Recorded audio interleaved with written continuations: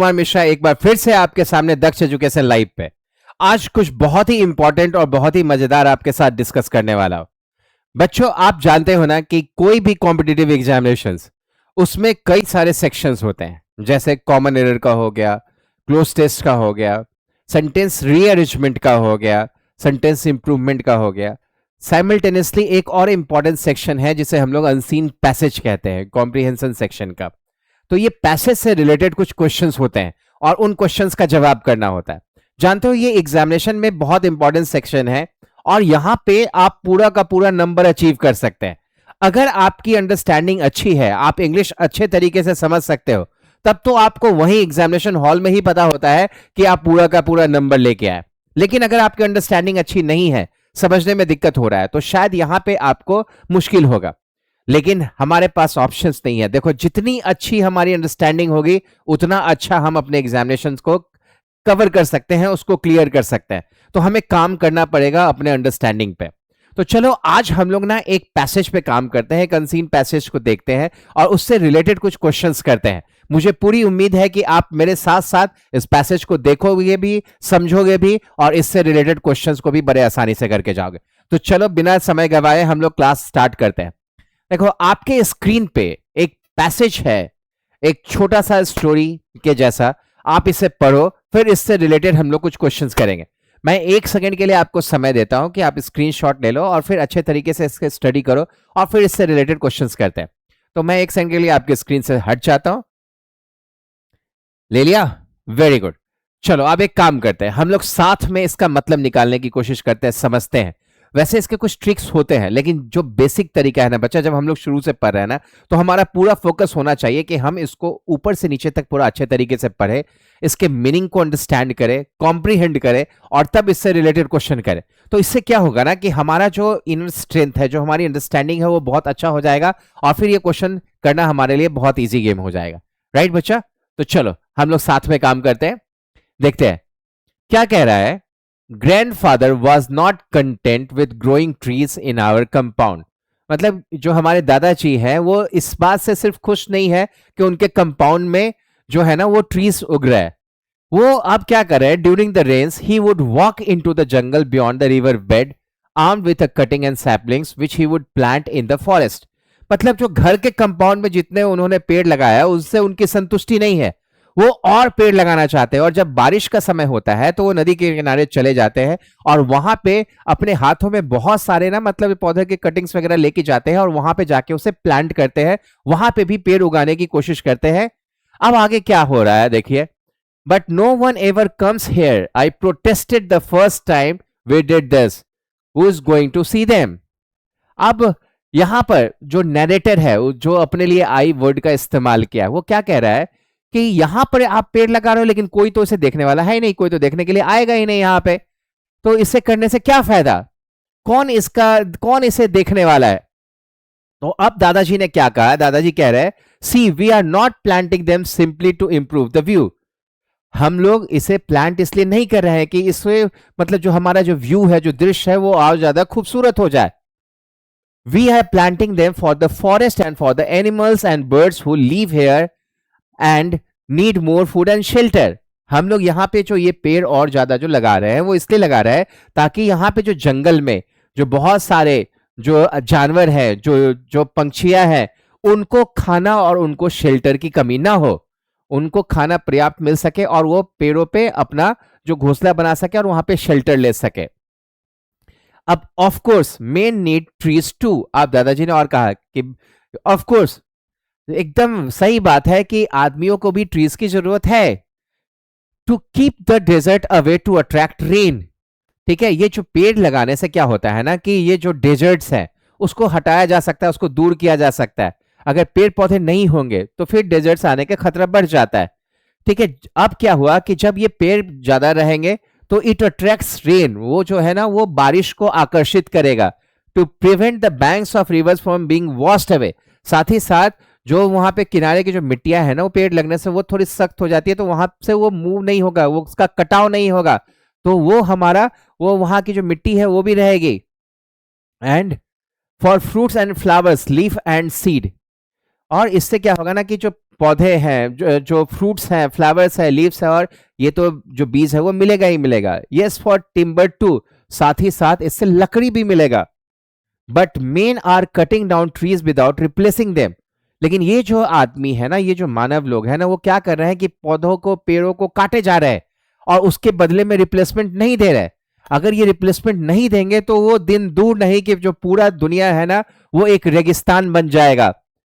But men are cutting down trees without replacing them, and if you don't plant a few trees ourselves, अगर हम कुछ पेड़ों को खुद से नहीं लगाते, a time will come when the world will be one great desert, तब एक समय ऐसा आएगा कि पूरी की पूरी दुनिया एक मरुस्थल बन जाएगी, एक मरुभूमि बन जाएगी।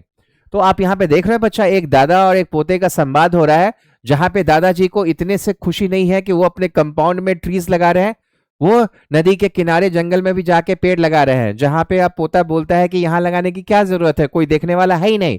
तो फिर इन्होंने समझाया कि ये पेड़ सिर्फ ये खूबसूरती बढ़ाने के लिए नहीं लगा रहे, बल्कि इसके लगाने से क्या होगा कि बहुत सारी जो है ना वो अच्छी चीजें होने वाली है। ये जंगल का बढ़ावा होगा, जो जंगल में जो जानवर है, जो पंछियां हैं, उनके लिए खाना और उनके लिए शेल्टर का उपाय होगा। साथ ही साथ ये आदमियों के लिए भी बहुत जरूरत है। जिस तरीके से जो मानव है वो एकदम रफ्तार से पेड़ पौधों को काटे जा रहा है, तो वो दिन दूर नहीं कि वो पूरा का पूरा दुनिया जो है एक मरुस्थल बन जाएगा, अगर ट्रीज का प्लांटेशंस नहीं हो, अगर ट्रीज नहीं लगाए जाएंगे। आई होप ये पैसेज आपको अच्छे तरीके से समझ में आ गया। तो जब ये पैसेज आपको अच्छे तरीके से समझ में आ गया तो आई एम श्योर कि इससे रिलेटेड जो क्वेश्चंस है उन क्वेश्चंस को आप आसानी से बना सकोगे। तो चलो कुछ ट्राई करते हैं हम लोग। देखो अब यहां पे इस पेज पे आपके लिए दो क्वेश्चन है, एंड आई एम श्योर कि आप बहुत ही आसानी से इन क्वेश्चंस को करने वाले हो। देखो पहला क्वेश्चन क्या कह रहा है, why did grandfather plant trees in the forest. जो ग्रैंडफादर है वो जंगल में क्यों पौधे लगा रहे थे, क्यों ट्रीज लगा रहे थे, तो ये हमने जाना था ना। अब देखो ये पहला क्या कह रहा है, टू सेल देम लेटर, बाद में वो पेड़ों को बेच सके, तो ये कारण तो नहीं था, ये तो गलत हो गया। दूसरा क्या कह रहा है, to make the forest look pretty, जंगल को ज्यादा खूबसूरत बनाने के लिए। तो दादाजी ने कहा था ना कि वो सिर्फ व्यू, जो दृश्य है उसको खूबसूरत बनाने के लिए ट्रीज नहीं लगा रहे, तो ये भी हमारा गलत हो जाएगा। अगला क्या है, to help animals, birds and the environment. Yes, दादाजी ने कहा था ना कि वो यहाँ पे पौधे इसलिए लगा रहे हैं, पेड़ इसलिए लगा रहे हैं ताकि जो जंगल के जानवर हैं, जो पंछियां हैं, उनके लिए खाने और उनके शेल्टर का, रहने के लिए व्यवस्था हो सके, एनवायरमेंट को अच्छा बना सके। तो हमारा सही जवाब क्या हो जाएगा, C will be the right answer. तो ऑटोमेटिकली जो डी ऑप्शन है वो डी ऑप्शन हमारा कट हो जाएगा। क्यों बच्चा, देखो कितना आसान है ना, कितना सिंपल है। जैसे ही तुम्हारी अंडरस्टैंडिंग अच्छी होगी ना, तुम ऑटोमेटिकली इसको बना तो सकोगे, आसानी से क्वेश्चंस कर सकोगे। चलो दूसरे क्वेश्चन पे आते हैं। दूसरा क्वेश्चन क्या कह रहा है हमारा, what did grandfather carry with him when he went to plant trees. दादाजी अपने साथ क्या लेके जाते थे जब वो पेड़ों को लगाने के लिए जाते थे। तो आपको याद है ना कि हम लोगों ने पैसेज में पढ़ा था, चलो मैं आपको ये दिखा दूं। क्या कह रहे थे कि जब वो जाते थे, ठीक है, ही would walk into the jungle beyond the river armed with cuttings and saplings. ठीक है, तो वो क्या करते हैं ना, वो जो पौधों को जो काट के लेके जाके दूसरे जगह जो करते हैं ना, उसे कटिंग्स एंड सैपलिंग्स कहते हैं। तो वो अपने साथ क्या के ले जाते हैं, यही क्वेश्चन है, what did grandfather carry with him when he went to plant trees. वो क्या अपने साथ लेके जाते थे, तो कटिंग एंड सैपलिंग्स। तो ये हमारा सीधा सीधा जवाब हमारे पैसेज से रिलेटेड है, तो हमारा क्या आंसर हो जाएगा, B will be the right answer. Right बच्चा, आई एम श्योर आप आसानी से बना लिए होगे इस क्वेश्चन को, बिल्कुल बना लिए होगे। मुझे पता है कि मेरे बच्चे बहुत कमाल है, अनडाउटली इसमें कोई दिक्कत नहीं है। राइट बच्चा, let's move to the next question. अगले क्वेश्चन की तरफ हम लोग बढ़ते हैं। देखो तीसरा क्वेश्चन हमारा क्या कह रहा है, देखिए तो, what was the narrator's reaction when he first went planting with grandfather. मतलब जो नैरेटर है, मतलब जो दादाजी का पोता है, वही उसके साथ गया था, उसका पहला रिएक्शन क्या था दादाजी जब वहां पे प्लांट लगा रहे थे, तो क्या किया था उन्होंने, ही प्रोटेस्टेड। देखो ये वर्ड ध्यान से देखो, यहां पे इसने क्या लिखा था, I protested the first time. देखो ये सीधा सीधा तुम्हारे पैसेज से है ना question, but no one ever comes here, I protested. यहां पे जो आप लगाने वाले हो ट्री, कोई नहीं आ रहा है यहां पे, तो आई प्रोटेस्टेड। तो हमारा सही जवाब क्या हो जाएगा बच्चा, सही जवाब हो जाएगा नैरेटर, ही प्रोटेस्टेड, उसने प्रोटेस्ट किया था, तो C will be the right answer. Right बच्चा। चलो अगला क्वेश्चन देखते हैं हम लोग, क्या कह रहा है, according to grandfather which of the following is not a reason trees are important. अब दादाजी ने जो एक्सप्लेन किया था कि क्यों ट्रीज इंपॉर्टेंट है, क्यों ट्रीज का प्लांटेशन होना चाहिए, अब ध्यान से इसको देखो और ध्यान से देख करके इस ऑप्शन में देखो कि उनके हिसाब से क्या रीजन नहीं था। तो उन्होंने बताया था कि अट्रैक्ट रेन, जो पेड़ लगाने से क्या होगा कि रेन को अट्रैक्ट करेगा, to decorate the forest, to prevent soil erosion and to keep the desert away. तो देखो ये उन दादाजी ने बोला था, ये भी दादाजी ने बोला था, इससे ये भी दादाजी ने बोला था, और साथ साथ ये भी बोला था कि वो सिर्फ व्यू को खूबसूरत बनाने के लिए पेड़ नहीं लगा रहे। ठीक है, तो according to grandfather which of the following is not a reason trees are important. ठीक है, तो ऑटोमेटिकली हमारा क्या हो जाएगा, टू डेकोरेट द फॉरेस्ट। ये तीनों जो है वो तीनों तो जरूरी है। ठीक है, ये तीनों जरूरत है, जिसके वजह से ये रेन को भी अट्रैक्ट करता है, ये सॉइल इरोजन को भी करता है, डेजर्ट को भी दूर रखता है। तो दादाजी ने जो पेड़ लगाए थे वो इन तीनों के लिए लगाए थे, वो डेजर्ट या व्यू को खूबसूरत बनाने के लिए नहीं लगाया था। देखा बच्चा, एक सिंपल सा पैसेज, जैसे जैसे आपकी अंडरस्टैंडिंग अच्छी होती चली जाती है ना, ये पैसेज सॉल्व करना आपके लिए एकदम इजी खेल हो जाता है, आप आसानी से इस क्वेश्चंस को बना सकते हो। राइट बच्चा, चलो मूव करते हैं हम लोग अगले पैसेज की तरफ। देखो तुम्हारे सामने एक पैसेज है, एक काम करो, एक बार पहले इसका स्क्रीनशॉट ले लो, ताकि जब मैं समझाऊं तो आपको समझने में ये इजी हो जाए। ठीक है, मैं स्क्रीन से साइड हो गया हूं, जरा आप इसका स्क्रीनशॉट ले लो तो। ठीक है, ले लिया? यस, वेरी गुड, आपने इसका स्क्रीनशॉट ले लिया होगा। चलो अब इस पैसेज को हम लोग समझने की कोशिश करते हैं, आप मेरे साथ साथ इसे समझो, फिर इसके क्वेश्चन का जवाब करते हैं।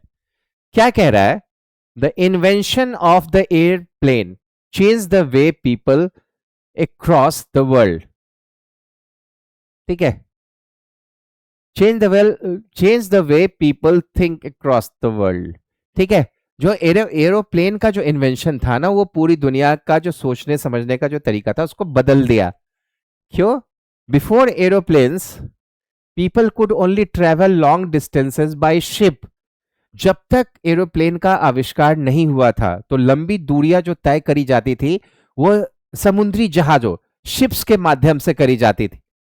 ठीक है, डिस्टेंसेस बाय शिप्स, ट्रेन और रोड, ट्रेन के माध्यम से या सड़कों के माध्यम से ये लंबी दूरियां तय करी जाती थी। विच ऑफन टुक डेज और इवन वीक्स, जो कई कई दिनों का समय ले लेते थे, सप्ताहों का समय ले लेते थे एक जगह से दूसरे जगह जाने के लिए। But airplanes made travel faster and easier. लेकिन ये एरोप्लेन के आविष्कार से क्या हुआ कि ये जो यात्राएं हैं वो ज्यादा आसान हो गई और ज्यादा जल्दी होने लगा। मतलब हवाई जहाज के आविष्कार से पहले लोग यात्रा कैसे करते थे, समुद्री जहाज के माध्यम से, ट्रेनों के माध्यम से या सड़कों के माध्यम से, जिसमें उनका काफी समय खर्च होता था। लेकिन हवाई जहाज के आविष्कार के बाद क्या हुआ कि ये यात्राएं बहुत सुगम हो गई, आसान हो गई, और बहुत ही कम समय में एक जगह से दूसरे जगह पे ये मूव करना चालू कर दिया। अब ये कहानी बता रहा है कि पहला सक्सेसफुल एयरप्लेन कब बना। ये क्या कह रहा है, the first successful airplane was built by 2 American brothers. ये जो पहला सक्सेसफुल, जो सफल एरोप्लेन था वो बनाया गया था 2 अमेरिकन भाइयों के द्वारा। ठीक है, किसके द्वारा बनाया गया था? 2 अमेरिकन भाइयों के द्वारा। सारी दुनिया जानती है कि उसे हम लोग राइट ब्रदर्स के नाम से जानते हैं। उनके नाम है ऑरिविल एंड विल्बर। ये दोनों राइट ब्रदर्स थे। ठीक है, इन दोनों ने मतलब ये एरोप्लेन का आविष्कार किया। They loved building machines. इनको ना मशीनों को बनाने में बड़ा आनंद आता था, तो ये दोनों भाई क्या करते थे, मशीन्स बनाते थे। And had a dream to fly, और उनका एक सपना था कि उन मशीन के जरिए वो हवा में उड़ सके। After years of hard work, सालों के कड़े मेहनत के बाद, एंड मेनी फील्ड अटेम्प्ट्स, ठीक है, सालों के कड़े मेहनत के साथ साथ कई बार उन्होंने जो कोशिश करी थी उड़ने की, वो कोशिश भी उनका नाकाम हुआ, वो अपने कोशिश में फेल भी हुए। Finally flu their aeroplane called the Flyer on December 17, 1903 in Kitty Hawk, north Carolina. ठीक है. और बहुत सारे नाकाम कोशिश के बाद एक ऐसा समय आया कब 17 दिसंबर 1903 का, जब किटी हॉक नॉर्थ कैरोलिना जो कि अमेरिका में है, वहां पर इन दोनों भाइयों ने एक सक्सेसफुल उड़ान भरी. ठीक है. वो हवाई जहाज का पहला आपका आविष्कार और पहला फ्लाइट था जो 17 दिसंबर 1903 में पहली बार उड़ा. It flu for only 12 seconds. ये जो हवाई जहाज थी वो केवल 12 सेकेंड के लिए उड़ा और 12 सेकेंड में उसने 120 फीट की ऊंचाई कवर करी. 12 सेकेंड के लिए उड़ा और 120 फीट की ऊंचाई उसने कवर करी. But it was the first time a machine with a person in it flu.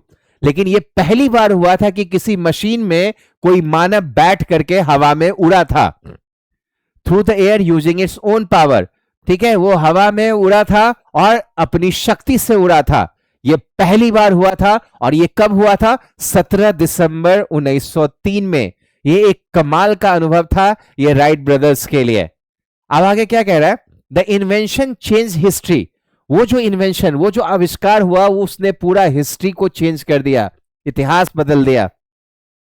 Today airplanes carry people and goods across countries and continents in just a few hours. इतिहास बदल दिया. और आज कुछ ही घंटों के टाइम में हम हवाई जहाज के माध्यम से आदमियों को और बहुत सारे सामानों को एक देश से दूसरे देश, यहां तक कि एक महादेश से दूसरे महादेश में भी लेके जा सकते हैं कुछ ही घंटों में. ये वो आविष्कार था जिसने पूरी दुनिया की धुरी ही बदल दी, पूरी दुनिया की गति ही बदल दी. ठीक है. They are also used in rescue missions. ये हवाई जहाज का इस्तेमाल रेस्क्यू मिशन का मतलब क्या होता है? लोगों की जान बचाने के लिए भी इसका इस्तेमाल किया जाने लगा. ठीक है. इन मेडिकल इमरजेंसी, जब कोई मतलब अगर कोई बीमार हो, उस इमरजेंसी में भी हम लोग इसका इस्तेमाल करते हैं ताकि उसका जान बचाया जा सके.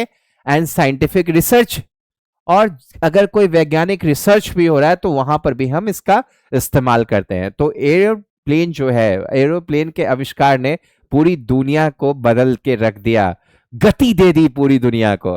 राइट बच्चा? अब आगे क्या कह रहा है? The airplane was more than an invention. जो ये एयरप्लेन था ना, वो इन्वेंशन से कहीं ज्यादा था, एक आविष्कार से कहीं बड़ा चीज था. It was the start of a new age in transportation. वो एक नया युग का शुरुआत हो गया जो यात्रा में उसने पूरी की पूरी गति ला के रख दी.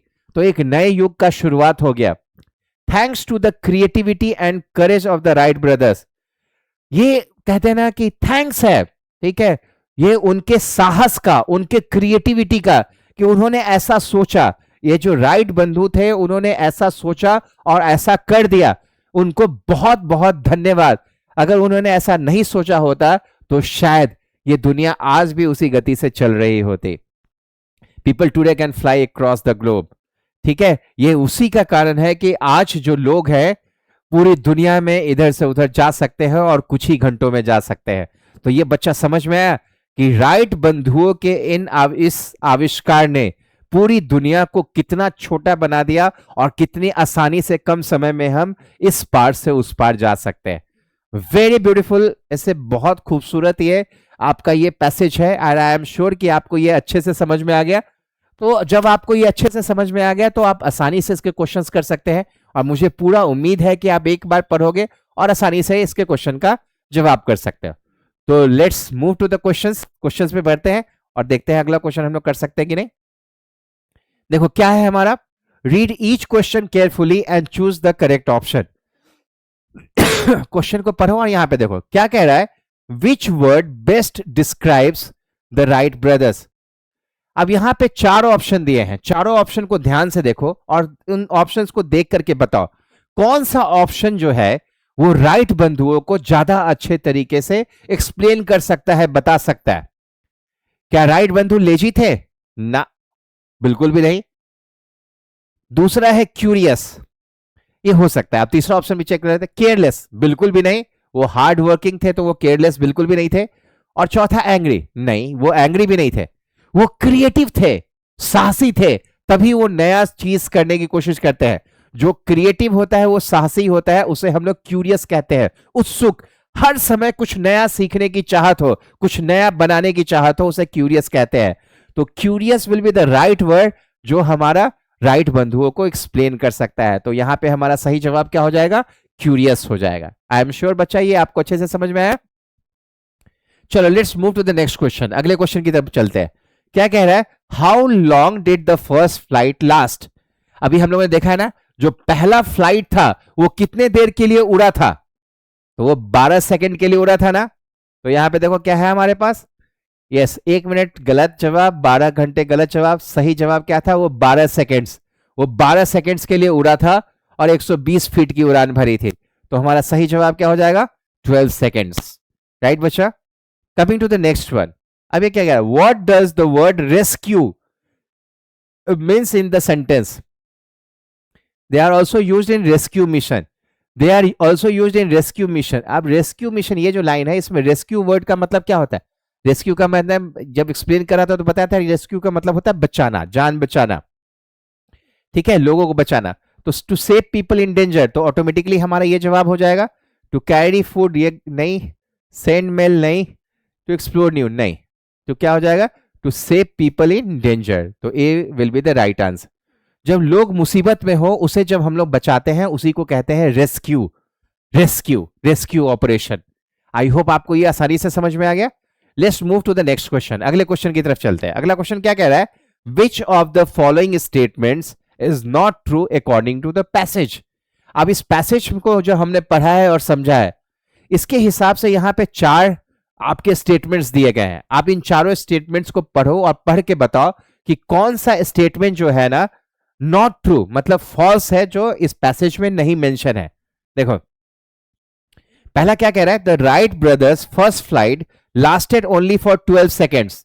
तो ये तो सही था, उनका जो प्लेन था वो कितने सेकंड के लिए चला था, वो 12 सेकंड के लिए चला था। तो ये तो हमने इसने सही बोला, तो ये तो ट्रू हो गया। आगे बढ़ते हैं, आगे क्या कह रहा है, the airplane helps people travel across the globe more quickly. ये भी सही बात है कि हवाई जहाज के माध्यम से दुनिया के इस कोने से उस कोने तक बहुत कम समय में जाया जा सकता है। तीसरा, the name of the first airplane was the flyer. बिल्कुल सही जवाब है, पहला जो फ्लाइट हुआ था उसका नाम था फ्लायर, जो राइट बंधुओं के द्वारा चला गया था। तो अब देखो चौथा ऑप्शन है, तो ऑटोमेटिकली हमारा सही जवाब क्या हो जाएगा, चौथा ऑप्शन हो जाएगा, फोर्थ ऑप्शन हो जाएगा। वैसे पढ़ लेते हैं इसमें क्या कह रहा है, the first aeroplane flight took place in London England. ये तो गलत है ना भाई, ये तो कैरोलिना में उड़ा था ना, ये दोनों जो भाई हैं वो अमेरिका के थे, तो इंग्लैंड में कैसे उड़ाएंगे। इन्होंने कहां पे उड़ाया था, कैरोलिना में उड़ाया था, जो कि अमेरिका में। तो ये हमारा यही जवाब जो है ये गलत जवाब हो गया। ये पैसेज के अनुसार यही लाइन जो हमारा था वो गलत जवाब था, इसीलिए ये हमारा सही जवाब हो जाएगा और ये हमारे कट हो जाएंगे। तो right answer will be D, क्योंकि इसमें क्या पूछ रहा है कि नॉट ट्रू। तो बाकी सारे जो है ये ट्रू है, ये ट्रू है, ये ट्रू है, बस इकलौता यही जो है वो फॉल्स है हमारा। तो यही हमारा क्या जवाब हो जाएगा, सही जवाब हो जाएगा। तो आई होप आपको मजा आया, आप अच्छे तरीके से ये पैसेज समझ गए होंगे। अब इस तरीके का कोई भी पैसेज अगर आपके सामने में आएगा तो आप आसानी से बना सकते हैं, क्वेश्चंस को कर सकते हैं। बस यही ध्यान रखना है बच्चा कि इसको अच्छे से कमांड करने के लिए अच्छे से पैसेज को एक बार पढ़ो, इसकी अंडरस्टैंडिंग लो, इससे रिलेटेड क्वेश्चंस आसानी से बन जाएंगे। बस एक काम करना है, जितना ज्यादा से ज्यादा आप प्रैक्टिस करोगे ना उतना ज्यादा आपकी अंडरस्टैंडिंग अच्छी होगी। अब ऐसे क्वेश्चन को सॉल्व करना आपके लिए इजी हो जाएगा। मुझे पूरी उम्मीद है कि आपको मजा आया होगा, आप अच्छे तरीके से इसे समझे होंगे। अगर आपको मजा आया है, आपने कुछ सीखा है, तो आप इसे लाइक करें, आप वीडियो को लाइक करें, शेयर करें और सब्सक्राइब करें।